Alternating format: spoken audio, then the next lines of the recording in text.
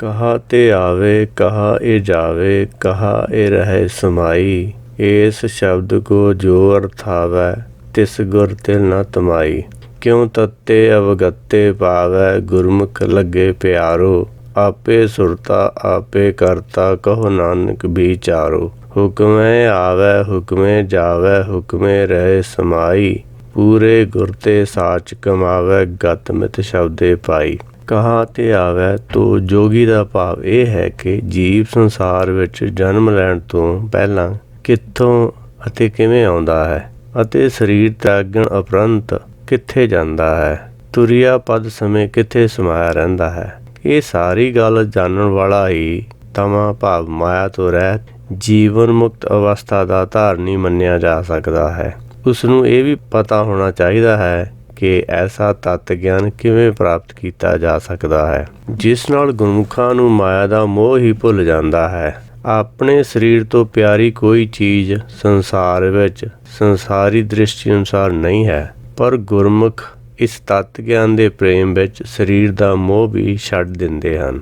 ਗਿਆਨ ਦੇਣ ਵਾਲਾ ਅਤੇ ਗਿਆਨ ਸੁਣਨ ਵਾਲਾ ਦੋਨੋਂ ਪਾਸੇ ਗੁਰਮਤਿ ਅਨੁਸਾਰ ਪਰਮੇਸ਼ਰ ਆਪ ਹੀ ਹੈ। ਆਪ ਉਪਦੇਸੇ ਸਮਝੇ ਆਪ, ਆਪੇ ਰਚਿਆ ਸਭ ਕੇ ਸਾਥ। ਇਸ ਤੱਤ ਉੱਪਰ ਰੋਸ਼ਨੀ ਪਾ ਕੇ ਦੱਸੋ ਕਿ ਇਸ ਦਾ ਕੀ ਮਤਲਬ ਹੈ। ਸਤਿਗੁਰ ਨਾਨਕ ਜੀ ਆਖ ਰਹੇ ਹਨ ਕਿ ਹੁਕਮੇ ਆਵੇ ਹੁਕਮੇ ਜਾਵੇ, ਹੁਕਮੇ ਰਹੇ ਸਮਾਈ। ਕਿ ਜੀਵ ਪਰਮੇਸ਼ਰ ਦੇ ਹੁਕਮ ਨਾਲ ਜਨਮ ਲੈਂਦੇ ਹਨ ਅਤੇ ਉਸਦੇ ਹੁਕਮ ਨਾਲ ਹੀ ਸਰੀਰ ਨੂੰ ਤਿਆਗਦੇ ਹਨ।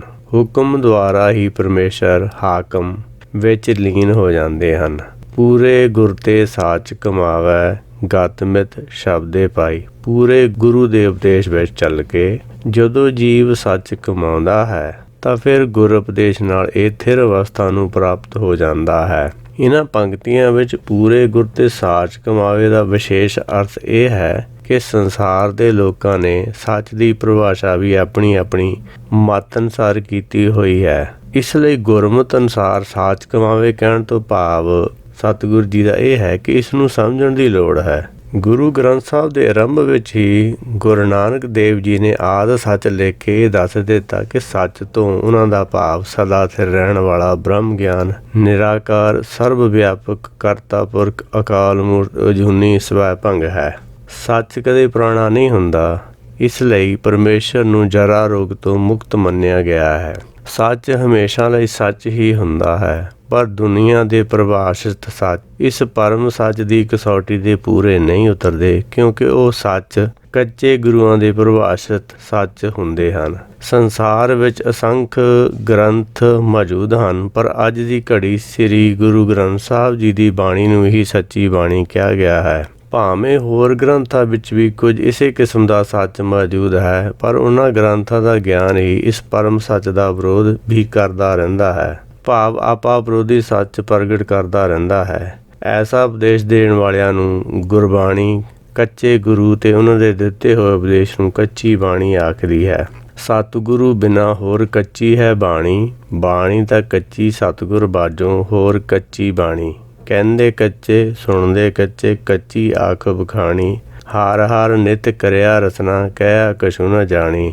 ਚਿੱਤ ਜਿਨ ਕਾ ਹਿਰ ਲਿਆ ਮਾਇਆ, ਬੋਲਣ ਪੈ ਰਵਾਣੀ। ਕਹੋ ਨਾਨਕ ਸਤਿਗੁਰੂ ਬਾਝੋਂ ਹੋਰ ਕੱਚੀ ਬਾਣੀ। ਗੁਰੂ ਅਮਰਦਾਸ ਜੀ ਨੇ ਇਹਨਾਂ ਪੰਕਤੀਆਂ ਵਿੱਚ ਗੁਰੂਆਂ ਦੀ ਪੋਲ ਖੋਲ੍ਹੀ ਹੈ ਝੂਠਿਆਂ ਦੀ।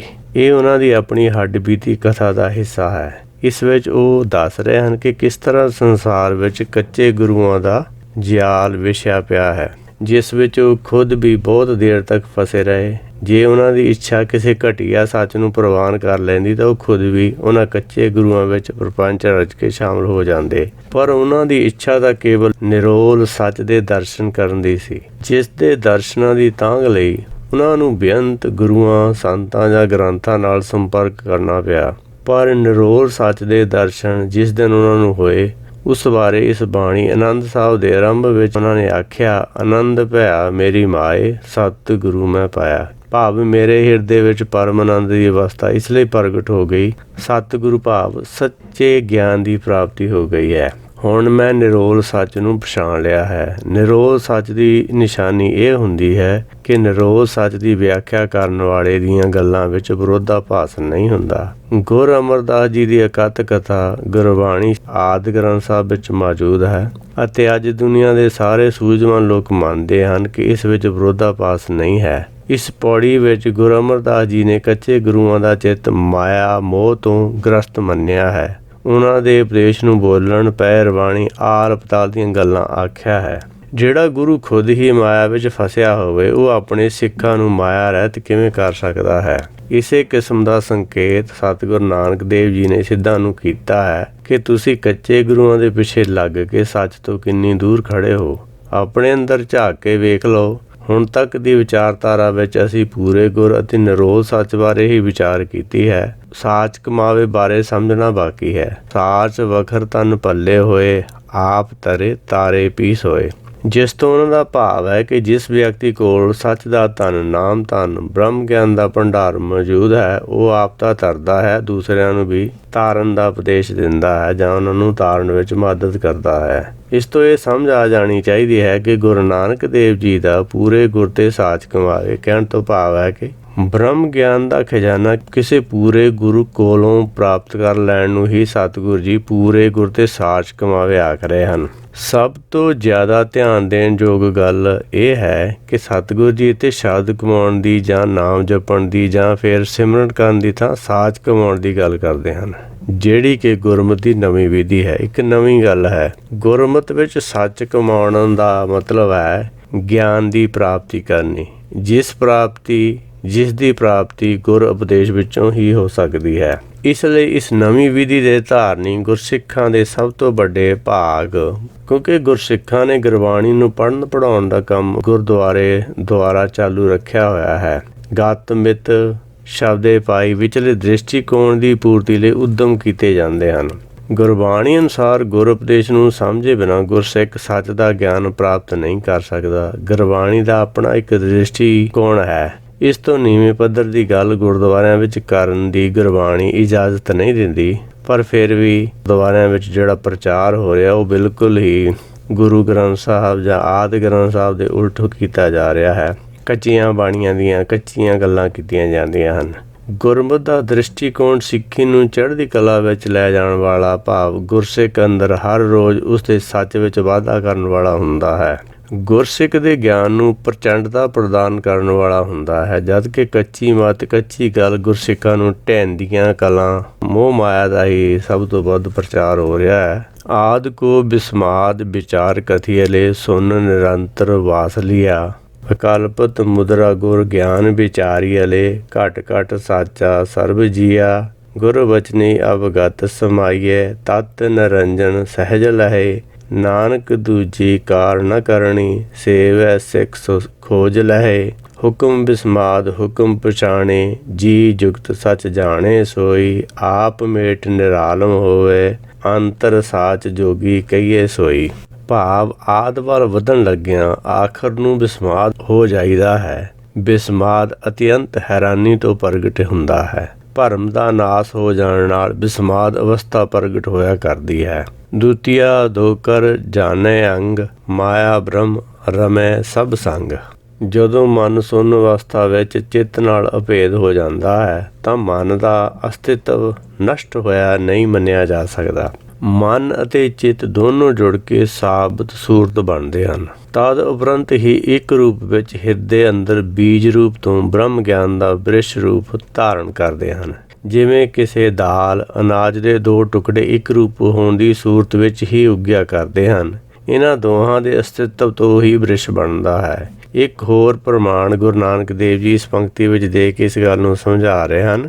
ਦਿਨ ਮੈਂ ਰੈਣ ਮੈਂ ਦਿਨੀਅਰ ਉਸਨ ਸੀਤ ਬਿਦ ਸੋਈ, ਤਾਂ ਕਿ ਗਤ ਮਿਤ ਅਵਰ ਨ ਜਾਣੈ ਗੁਰਬਿਨ ਸਮਝ ਨ ਹੋਈ। ਪੁਰਖ ਮੈਂ ਨਾਰ ਮੈਂ ਪੁਰਖਾ ਬੂਝੋ ਬ੍ਰਹਮ ਗਿਆਨੀ, ਧੁਨ ਮੈਂ ਧਿਆਨ ਮੈਂ ਜਾਣਿਆ ਗੁਰਮੁਖ ਅਕਥ ਕਹਾਣੀ। ਗੁਰਬਾਣੀ ਅੰਦਰ ਮਾਇਆ ਭਰਮ ਅਗਿਆਨਤਾ ਤੇ ਸੁਨ ਇੱਕੋ ਹੀ ਅਰਥ ਰੱਖਦੇ ਹਨ। ਬ੍ਰਹਮ ਗਿਆਨ ਵਿਵੇਕ ਬੁੱਧ ਸੁਬੁੱਧ ਅਤੇ ਸਹਿਜ ਵੀ ਇੱਕੋ ਅਰਥ ਰੱਖਦੇ ਹਨ। ਸਿੱਕੇ ਦਾ ਇੱਕ ਪਾਸਾ ਜੇ ਮਾਇਆ ਹੈ ਦੂਜਾ ਪਾਸਾ ਬ੍ਰਹਮ ਹੈ। ਜੇ ਇੱਕ ਪਾਸੇ ਭਰਮ ਹੈ, ਦੂਜੇ ਪਾਸੇ ਸੱਚ ਦਾ ਗਿਆਨ ਹੈ। ਅਗਿਆਨਤਾ ਦਾ ਦੂਜਾ ਪਾਸਾ ਵਿਵੇਕ ਬੁੱਧ ਜਾਂ ਸੁਬੁੱਧ ਹੈ। ਸੁੰਨ ਰੂਪੀ ਸਿੱਕੇ ਦਾ ਦੂਜਾ ਪਾਸਾ ਸਹਿਜ ਹੈ। ਇੱਕ ਵਿੱਚ ਦੂਸਰੇ ਤੋਂ ਵਿਰੋਧੀ ਅਰਥ ਰੱਖਣ ਵਾਲੇ ਚਾਰੇ ਸ਼ਬਦਾਂ ਦੀ ਵਰਤੋਂ ਗੁਰਬਾਣੀ ਵਿੱਚ ਬਹੁਤ ਕੀਤੀ ਗਈ ਹੈ। ਭਗਤ ਕਬੀਰ ਜੀ ਨੇ ਆਪਣੇ ਇੱਕ ਸਲੋਕ ਵਿੱਚ ਸਹਿਜ ਅਤੇ ਸੁੰਨ ਨੂੰ ਇੱਕ ਦਰਿਆ ਦੇ ਦੋ ਕਿਨਾਰੇ ਮੰਨਿਆ ਹੈ ਅਤੇ ਆਖਿਆ ਹੈ, ਕਬੀਰ ਗੰਗ ਜਮਨ ਕੇ ਅੰਤਰੇ, ਸਹਿਜ ਸੁੰਨ ਕੇ ਘਾਟ, ਤੈ ਕਬੀਰੇ ਮਟਕੀਆ ਖੋਜਤ ਮੁਨੀ ਜਨ ਬਾਟ। ਭਾਵ ਇਹ ਹੈ ਕਿ ਸਹਿਜ ਅਤੇ ਸੁੰਨ ਦਾ ਗਿਆਨ ਮੁਨੀ ਜਨ ਸਮਝ ਨਹੀਂ ਸਕੇ। ਕੌਣ ਮੁਨੀ ਜੋ ਮਨ ਕੋ ਮਾਰੇ, ਕਿਹੜਾ ਮੁਨੀ ਹੈ ਜਿਹਨੇ ਆਪਣੇ ਮਨ ਨੂੰ ਮਾਰਿਆ ਹੈ। ਸਨਕਾਦ ਨਾਰਦ ਮੁਨੀ ਸੇਕਾ, ਤਿਨ ਵੀ ਤਨ ਮੈਂ ਮਨ ਨਹੀਂ ਪੇਕਾ। ਸਨਕਾਦ ਜਾਂ ਨਾਰਦ ਹੋਰ ਜਿੰਨੇ ਵੀ ਜਿਹੜੇ ਹੈਗੇ ਆ, ਕਹਿੰਦੇ ਉਹਨਾਂ ਨੇ ਆਪਣੇ ਤਨ ਵਿੱਚ ਮਨ ਨੂੰ ਨਹੀਂ ਖੋਜਿਆ, ਜਾਤ ਵਿੱਚ ਜੋਤ ਨੂੰ ਨਹੀਂ ਖੋਜਿਆ। ਸ਼ਾਸਤਰਾਂ ਵਿੱਚ ਬ੍ਰਹਮ ਗਿਆਨ ਦੇ ਮਾਰਗ ਨੂੰ ਉਲਝਾ ਕੇ ਰੱਖ ਦਿੱਤਾ ਹੈ। ਇਸ ਸ਼ਲੋਕ ਵਿੱਚ ਕਬੀਰ ਜੀ ਨੇ ਇਹ ਮੰਨਿਆ ਕਿ ਮੁਨੀ ਜਨ ਸਹਿਜ ਸੁੰਨ ਦੇ ਘਾਟ ਨੂੰ ਖੋਜਦੇ ਰਹੇ। ਸੁਰ ਨਰ ਮੁਨ ਜਨ ਅੰਮ੍ਰਿਤ ਖੋਜਦੇ, ਸੋ ਅੰਮ੍ਰਿਤ ਗੁਰ ਤੇ ਪਾਇਆ। ਕਿ ਜਿਹੜੇ ਸੁਰ ਸੀ, ਚਾਹੇ ਮੁਨ ਸੀ, ਚਾਹੇ ਜਨ ਸੀਗੇ, ਉਹ ਸਾਰੇ ਅੰਮ੍ਰਿਤ ਨੂੰ ਖੋਜਦੇ ਰਹੇ, ਪਰ ਉਹਨਾਂ ਨੂੰ ਅੰਮ੍ਰਿਤ ਨਹੀਂ ਮਿਲਿਆ। ਗੁਰੂ ਅਮਰਦਾਸ ਜੀ ਗੁਰੂ ਅੰਗਦ ਦੇਵ ਜੀ ਨੂੰ ਮਿਲੇ ਤਾਂ ਉਹਨਾਂ ਤੋਂ ਗਿਆਨ ਮਿਲਿਆ ਅਤੇ ਉਹਨਾਂ ਨੂੰ ਤਾਂ ਅੰਮ੍ਰਿਤ ਮਿਲ ਗਿਆ। ਇਸ ਕਰਕੇ ਉਹਨਾਂ ਨੇ ਲਿਖਿਆ ਕਿ ਬਾਕੀ ਜਿਹੜੇ ਉਹ ਖੋਜਦੇ ਰਹਿ ਗਏ, ਪਰ ਅਸੀਂ ਜਿਹੜਾ ਅੰਮ੍ਰਿਤ ਉਹ ਪਾ ਲਿਆ ਸਤਿਗੁਰੂ ਤੋਂ, ਸੱਚੇ ਗਿਆਨ ਤੋਂ। ਕਬੀਰ ਜੀ ਨੇ ਇਹ ਮੰਨਿਆ ਕਿ ਮੁਨੀ ਜਨ ਸਹਿਜ ਸੁੰਨ ਦੇ ਘਾਟ ਨੂੰ ਖੋਜਦੇ ਰਹੇ, ਪਰ ਉਹਨਾਂ ਨੂੰ ਸੁੰਨ ਤੋਂ ਸਹਿਜ ਦਾ ਘਾਟ ਨਹੀਂ ਲੱਭਿਆ, ਜਿਸ ਨੂੰ ਪਾਰ ਕਰਕੇ ਉਹ ਨਿਜ ਘਰ ਬੇਗਮਪੁਰਾ ਨਿਰਾਕਾਰ ਦੇ ਦੇਸ਼ ਵਿੱਚ ਚਲੇ ਜਾਂਦੇ। ਉਹਨਾਂ ਨੇ ਸਹਿਜ ਅਤੇ ਸੁੰਨ ਦੇ ਇੱਕੋ ਹੀ ਅਰਥ ਮੰਨ ਲਏ। ਸੁੰਨ ਅਵਸਥਾ ਦੀ ਪ੍ਰਾਪਤੀ ਨੂੰ ਹੀ ਆਖਰੀ ਮੰਜ਼ਿਲ ਮੰਨ ਲਿਆ। ਸੁੰਨ ਦੇ ਅਰਥ ਉਹਨਾਂ ਅਨੁਸਾਰ ਉਹ ਅਵਸਥਾ ਹੈ ਜਿੱਥੇ ਜਾ ਕੇ ਮਨ ਬਿਲਕੁਲ ਖਾਲੀ ਹੋ ਜਾਂਦਾ ਹੈ। ਪਰ ਗੁਰਮਤਿ ਨੇ ਇਸ ਗੱਲ ਨੂੰ ਰੱਦ ਕੀਤਾ ਹੈ। ਕੋਈ ਅਵਸਥਾ ਜਾਂ ਕੋਈ ਜਗ੍ਹਾ ਐਸੀ ਹੋ ਹੀ ਨਹੀਂ ਸਕਦੀ ਜਿੱਥੇ ਸਰਬ ਵਿਆਪੀ ਪਰਮੇਸ਼ਰ ਦੀ ਹੋਂਦ ਹੀ ਨਾ ਰਹੇ। ਇਸ ਲਈ ਗੁਰਬਾਣੀ ਨੇ ਜਿੱਥੇ ਮਨ ਸੰਕਲਪ ਤੋਂ ਖਾਲੀ ਹੈ ਉਹ ਸੁੰਨ ਹੈ, ਉੱਥੋਂ ਸਗੋਂ ਪਰਮੇਸ਼ਰ ਨੂੰ ਆਪ ਵਸਦਾ ਦੱਸਿਆ ਹੈ। ਇਹੀ ਫਰਕ ਸੀ ਸ਼ਾਸਤਰਾਂ ਦੀ ਮਤ ਅਤੇ ਗੁਰਮਤਿ ਵਿਚਕਾਰ। ਗੁਰਮਤਿ ਦਾ ਕਹਿਣਾ ਹੈ ਕਿ ਸੁੰਨ ਅਵਸਥਾ ਸਹਿਜ ਅਵਸਥਾ ਦੁਆਰਾ ਹੀ ਪੈਦਾ ਕੀਤੀ ਜਾ ਸਕਦੀ ਹੈ। ਗਿਆਨ ਪ੍ਰਾਪਤੀ ਤੋਂ ਬਿਨਾਂ ਮਨ ਸੰਕਲਪ ਰਹਿਤ ਹੋ ਜਾਣਾ ਸੰਭਵ ਨਹੀਂ ਹੈ। ਹਿਰਦੇ ਵਿੱਚ ਜਿਉਂ-ਜਿਉਂ ਗਿਆਨ ਵੱਧਦਾ ਰਹਿੰਦਾ ਹੈ, ਤਿਉਂ-ਤਿਉਂ ਮਨ ਵਿੱਚ ਮਾਇਆ ਦੇ ਫੁਰਨੇ ਆਪਣੇ ਆਪ ਉੱਠਣੇ ਬੰਦ ਹੁੰਦੇ ਚਲੇ ਜਾਂਦੇ ਹਨ। ਇੱਕ ਛਿਨ ਐਸਾ ਵੀ ਆ ਜਾਂਦਾ ਹੈ ਜਦੋਂ ਮਨ ਅੰਦਰ ਗਿਆਨ ਦਾ ਤੂਫਾਨ ਆ ਜਾਂਦਾ ਹੈ, ਜਿਸ ਨਾਲ ਭਰਮ ਦੇ ਸਭ ਪਰਦੇ ਚਾਕ ਹੋ ਜਾਂਦੇ ਹਨ, ਭਾਵ ਚੁੱਕੇ ਜਾਂਦੇ ਹਨ, ਪ੍ਰਚੰਡ ਗਿਆਨ ਦਾ ਪ੍ਰਗਾਸ ਹੋ ਜਾਂਦਾ ਹੈ। ਇਸ ਛਿਨ ਨੂੰ ਭਗਤ ਕਬੀਰ ਜੀ ਸਹਿਜ ਸੁੰਨ ਕਾ ਘਾਟ ਆਖਦੇ ਹਨ। ਦਿਨ ਮੇਂ ਰੈਣ ਮੇਂ ਦਿਨੇਰ ਉਸਨ ਸੀਤ ਬਿਦ ਸੋਈ। ਤੋਂ ਸਤਿਗੁਰੂ ਜੀ ਦਾ ਭਾਵ ਹੈ ਕਿ ਦਿਨ ਅਤੇ ਰਾਤ ਹਰ ਵੇਲੇ ਹਰ ਜਗ੍ਹਾ ਇੱਕ ਦੂਸਰੇ ਦੇ ਅੰਦਰ ਮੌਜੂਦ ਰਹਿੰਦੇ ਹਨ। ਜਿਵੇਂ ਰੌਸ਼ਨੀ ਵੇਲੇ ਦਿਨ ਹੁੰਦਾ ਹੈ, ਪਰ ਜੇ ਅਚਾਨਕ ਸੂਰਜ ਗਾਇਬ ਹੋ ਜਾਏ ਤਾਂ ਝਟਪਟ ਰਾਤ ਅੰਧੇਰਾ ਛਾ ਜਾਂਦਾ ਹੈ। ਇਹ ਅੰਧੇਰਾ ਕਿੱਥੋਂ ਆਉਂਦਾ ਹੈ? ਅੰਧੇਰਾ ਤਾਂ ਅਸਲ ਵਿੱਚ ਆਕਾਸ਼ ਵਿੱਚ ਮੌਜੂਦ ਸੀ, ਕੇਵਲ ਸੂਰਜ ਦੀ ਰੌਸ਼ਨੀ ਵਿੱਚ ਦਿਖਾਈ ਨਹੀਂ ਦੇ ਰਿਹਾ ਸੀ। ਇਸ ਤਰੀਕੇ ਨਾਲ ਅਗਿਆਨਤਾ ਦੇ ਅੰਧਕਾਰ ਵਿੱਚ ਭਟਕਿਆ ਹੋਇਆ ਮਨ ਦੁਬਾਰਾ ਗਿਆਨ ਪ੍ਰਾਪਤ ਕਰ ਲੈਣ ਉਪਰੰਤ ਮਾਇਆ ਨੂੰ ਇਸ ਤਰੀਕੇ ਨਾਲ ਹੀ ਦੇਖ ਸਕਦਾ ਹੈ ਜਿਵੇਂ ਅਸੀਂ ਸੂਰਜ ਦੀ ਰੌਸ਼ਨੀ ਵਿੱਚ ਰਾਤ ਨੂੰ ਦੇਖਦੇ ਹਾਂ। ਜਿੰਨਾ ਚਿਰ ਮਨ ਅੰਦਰ ਪ੍ਰਚੰਡ ਗਿਆਨ ਦਾ ਪ੍ਰਗਾਸ ਰਹਿੰਦਾ ਹੈ, ਉਤਨੀ ਦੇਰ ਮਾਇਆ ਰੂਪੀ ਕਾਲੀ ਰਾਤ ਅਗਿਆਨਤਾ ਉਸ ਨੂੰ ਦਿਖਾਈ ਹੀ ਨਹੀਂ ਦਿੰਦੀ, ਕਿਉਂਕਿ ਬ੍ਰਹਮ ਗਿਆਨੀ ਦੀ ਪਾਰਦਰਸ਼ੀ ਦ੍ਰਿਸ਼ਟੀ ਨੂੰ ਮਾਇਆ ਰੋਕਣ ਵਿੱਚ ਕੋਈ ਅੜਚਨ ਨਹੀਂ ਪੈਦਾ ਕਰ ਸਕਦੀ। ਮਾਇਆ ਤਾਂ ਕੇਵਲ ਸਰੀਰਕ ਅੱਖ ਨਾਲ ਹੀ ਦਿਸਿਆ ਕਰਦੀ ਹੈ, ਪਰ ਇਸ ਦਾ ਅਰਥ ਇਹ ਵੀ ਨਹੀਂ ਕਿ ਦਿਵ ਦ੍ਰਿਸ਼ਟੀ ਨੂੰ ਮਾਇਆ ਅੰਦਰ ਜੋ ਕੁਝ ਹੋ ਰਿਹਾ ਹੈ ਦਿਖਾਈ ਨਹੀਂ ਦਿੰਦਾ। ਫਰਕ ਕੇਵਲ ਇਹ ਹੈ ਕਿ ਜਿਵੇਂ ਐਕਸ-ਰੇ ਦੀਆਂ ਕਿਰਨਾਂ ਨੂੰ ਕੋਈ ਚੀਜ਼ ਰੋਕ ਨਹੀਂ ਸਕਦੀ, ਇਸੇ ਤਰ੍ਹਾਂ ਪਾਰਦਰਸ਼ੀ ਦ੍ਰਿਸ਼ਟੀ ਨੂੰ ਕੁਝ ਵੀ ਨਹੀਂ ਰੋਕ ਸਕਦਾ। ਇਸੇ ਤਰੀਕੇ ਨਾਲ ਬਰਫ਼ ਠੰਡੀ ਹੋਣ ਕਰਕੇ ਗਰਮ ਸੁਭਾਅ ਰੱਖਦੀ ਹੈ। ਪਾਣੀ ਜਿਸ ਨੂੰ ਸੀਤਲ ਜਲ ਮੰਨਿਆ ਗਿਆ ਹੈ, ਨਿਰਾਹੀ ਅੱਗ ਰੂਪ ਹੈ। ਜੇਕਰ ਪਾਣੀ ਨੂੰ ਬਿਜਲੀ ਦੁਆਰਾ ਤੋੜ ਕੇ ਹਾਈਡਰੋਜਨ ਅਤੇ ਆਕਸੀਜਨ ਦੋ ਗੈਸਾਂ ਦੇ ਰੂਪ ਵਿੱਚ ਬਦਲ ਲਿਆ ਜਾਵੇ ਤਾਂ ਇਹ ਦੋਵੇਂ ਗੈਸਾਂ ਇੱਕ ਦੂਸਰੇ ਨਾਲ ਮਿਲ ਜਾਂਦੀਆਂ ਹਨ ਅਤੇ ਅੱਗ ਪ੍ਰਗਟ ਹੋ ਜਾਂਦੀ ਹੈ। ਜਿਵੇਂ ਦਿਨ ਵਿੱਚ ਰਾਤ ਅਤੇ ਰਾਤ ਵਿੱਚ ਦਿਨ, ਇਸੇ ਤਰ੍ਹਾਂ ਗਰਮੀ ਵਿੱਚ ਸਰਦੀ ਅਤੇ ਸਰਦੀ ਵਿੱਚ ਗਰਮੀ ਇੱਕ ਦੂਜੇ ਨਾਲ ਉਲਟ ਸੁਭਾਅ ਰੱਖਣ ਵਾਲੇ ਮਿਲੇ ਹੋਏ ਹਨ। ਇਸੇ ਤਰੀਕੇ ਨਾਲ ਪਰਮੇਸ਼ਰ ਤੇ ਮਾਇਆ ਵੀ ਇੱਕ ਰੂਪ ਹੀ ਹਨ। ਸੰਸਾਰੀ ਮਨ ਦਾ ਸੁਭਾਅ ਪਰਮੇਸ਼ਰ ਦੇ ਆਪਣੇ ਮਨ ਦਾ ਹੀ ਪ੍ਰਤੀਕ ਹੈ। ਇਸ ਲਈ ਸੰਸਾਰ ਦੀ ਖੇਡ ਪਰਮੇਸ਼ਰ ਦੇ ਆਪਣੇ ਮਨ ਦੀ ਇੱਛਾ ਮੁਤਾਬਕ ਹੀ ਚੱਲਦੀ ਹੈ। ਉਹ ਖੇਡਣ ਵਾਲਾ ਵੀ ਆਪ ਹੈ, ਖਿਡਾਉਣ ਵਾਲਾ ਵੀ ਆਪ ਹੈ, ਉਸ ਦਾ ਮਨ ਵੀ ਉਹ ਆਪ ਹੈ ਅਤੇ ਵੇਖ ਕੇ ਖੁਸ਼ ਹੋ ਜਾਣ ਵਾਲਾ ਉਸ ਦਾ ਚਿੱਤ ਵੀ ਉਹ ਆਪ ਹੀ ਹੈ। ਗੁਰਬਾਣੀ ਇਸ ਗੱਲ ਨੂੰ ਮੰਨਦੀ ਹੈ, ਪੁਰਖ ਮੈਂ ਨਾਰ, ਨਾਰ ਮੈਂ ਪੁਰਖਾ, ਬੁੱਝੋ ਬ੍ਰਹਮ ਗਿਆਨੀ, ਧੁਨ ਮੈਂ ਧਿਆਨ, ਧਿਆਨ ਮੈਂ ਜਾਣਿਆ, ਗੁਰਮੁਖ ਅਕਥ ਕਹਾਣੀ। ਕਰਤੇ ਪੁਰਖ ਪਰਮੇਸ਼ਰ ਵਿੱਚ ਨਾਰੀ ਮਾਇਆ ਸਮਾਈ ਰਹਿੰਦੀ ਹੈ।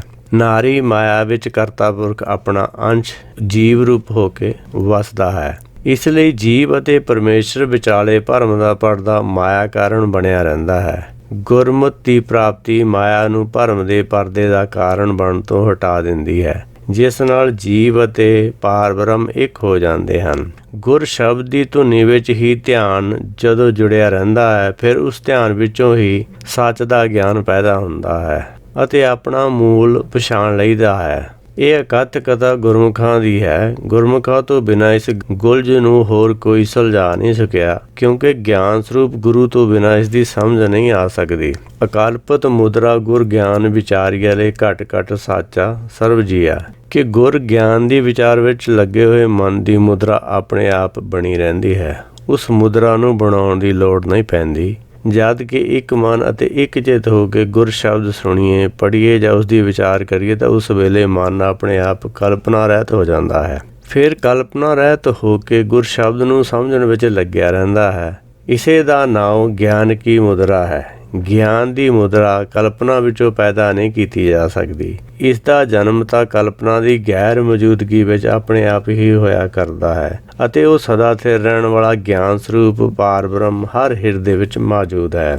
ਯੋਗ ਮਤ ਦੀ ਪੜ੍ਹਾਈ ਮੁਦਰਾ ਦੀ ਪੜ੍ਹਾਈ ਸੀ। ਯੋਗੀ ਲੋਕ ਆਪਣੇ ਚੇਲਿਆਂ ਨੂੰ ਮੁਦਰਾ ਬਣਾਉਣ ਦੀ ਸਿਖਲਾਈ ਦਿੰਦੇ ਸਨ, ਜੋ ਕਿ ਮਨ ਵਿੱਚ ਕਲਪਨਾ ਧਾਰ ਕੇ ਹੀ ਬਣਿਆ ਕਰਦੀ ਸੀ। ਬਾਣੀ ਜਪਜੀ ਵਿੱਚ ਸਤਿਗੁਰੂ ਜੀ ਨੇ ਜੋਗੀਆਂ ਨੂੰ ਸੰਤੋਖ ਦੀ ਮੁਦਰਾ ਧਾਰਨ ਕਰਨ ਲਈ ਆਖਿਆ ਸੀ, ਜਿਸ ਦਾ ਜਨਮ ਤਾਂ ਭਾਵੇਂ ਕਲਪਨਾ ਵਿੱਚੋਂ ਹੀ ਹੁੰਦਾ ਹੈ, ਪਰ ਉਹ ਮਾਇਆ ਵੱਲ ਜਾਣ ਤੋਂ ਵਰਜਣ ਵਾਲੀ ਹੈ। ਸੰਤੋਖ ਦੀ ਮੁਦਰਾ ਧਾਰ ਕੇ ਜੋਗੀ ਦਰ ਦਰ ਮੰਗਣ ਤੋਂ ਰੁਕ ਸਕਦੇ ਸਨ। ਰਿੱਧੀਆਂ ਸਿੱਧੀਆਂ ਤੋਂ ਉਹਨਾਂ ਦਾ ਮਨ ਮੁੜ ਸਕਦਾ ਸੀ, ਪਰ ਜੋਗੀ ਤਾਂ ਕੇਵਲ ਸ਼ਾਂਤੀ ਦੀ ਮੁਦਰਾ ਧਾਰਨ ਵਿੱਚ ਹੀ ਬਹੁਤ ਵੱਡੀ ਵਡਿਆਈ ਸਮਝਦੇ ਸਨ। ਭਿੱਖਿਆ ਮੰਗਣ ਗਏ ਜੋਗੀ ਨੂੰ ਭਾਵੇਂ ਕੋਈ ਜੋ ਮਰਜ਼ੀ ਬੁਰਾ ਭਲਾ ਆਖੀ ਜਾਵੇ ਜਾਂ ਕੋਈ ਤਾਨੇ ਮਿਹਣੇ ਦੇਵੇ, ਪਰ ਜੋਗੀ ਉਸਦਾ ਬੁਰਾ ਨਾ ਮਨਾਵੇ, ਸ਼ਾਂਤ ਰਹੇ। ਸਤਿਗੁਰੂ ਜੀ ਨੇ ਇਸ ਮੁਦਰਾ ਨੂੰ ਬੇਸ਼ਰਮੀ ਦੀ ਮੁਦਰਾ ਆਖ ਕੇ ਨਕਾਰ ਦਿੱਤਾ ਅਤੇ ਜੋਗੀਆਂ ਨੂੰ ਕਿਰਤ ਕਰਕੇ ਆਪਣਾ ਢਿੱਡ ਭਰਨ ਤੇ ਕਿਸੇ ਹੋਰ ਲੋੜਵੰਦ ਨੂੰ ਆਪਣੇ ਹੱਥੋਂ ਕੁਝ ਦੇਣ ਲਈ ਪ੍ਰੇਰਨਾ ਕੀਤੀ। ਗਿਆਨ ਵਿਹੂਣਾ ਗਾਵੈ ਗੀਤ, ਭੁੱਖੇ ਮੁੱਲਾਂ ਘਰੇ ਮਸੀਤ, ਮਖੱਟੂ ਹੋ ਕੇ ਕੰਨ ਪੜਾਏ, ਫਕਰ ਕਰੇ ਹੋਰ ਜਾਤ ਗਵਾਏ, ਗੁਰ ਪੀਰ ਸਦਾਏ ਮੰਗਣ ਜਾਏ, ਤਾਕੈ ਮੂਲ ਨ ਲੱਗੀਐ ਪਾਏ, ਘਾਲ ਖਾਏ ਕਿਛ ਹੱਥੋਂ ਦੇ, ਨਾਨਕ ਰਾਹ ਪਛਾਣੇ ਸੇ। ਸਤਿਗੁਰੂ ਜੀ ਗੁਰਸਿੱਖਾਂ ਨੂੰ ਘਾਲ ਖਾਏ ਕਿਛ ਹੱਥੋਂ ਦੇ ਆ ਕੇ ਹੁਕਮ ਦੇ ਰਹੇ ਹਨ। ਕੋਈ ਵੀ ਗੁਰਸਿੱਖ ਕਿਸੇ ਵੀ ਮੰਤਵ ਲਈ ਆਪਣਾ ਨਖੱਟੂ ਬਣ ਕੇ ਮੰਗਣ ਦੀ ਕੋਈ ਨਵੀਂ ਕਾਢ ਕੱਢਣ ਤੋਂ ਬਾਜ ਰਹੇ, ਨਹੀਂ ਤਾਂ ਉਹ ਮਨਮੁਖ ਦਾ ਮਨਮੁਖ ਹੀ ਰਹਿ ਜਾਵੇਗਾ। ਗੁਰੂ ਦੇ ਮਾਰਗ ਦਾ ਉਸਨੂੰ ਗਿਆਨ ਹੋ ਜਾਵੇ, ਇਹ ਹੋ ਨਹੀਂ ਸਕਦਾ।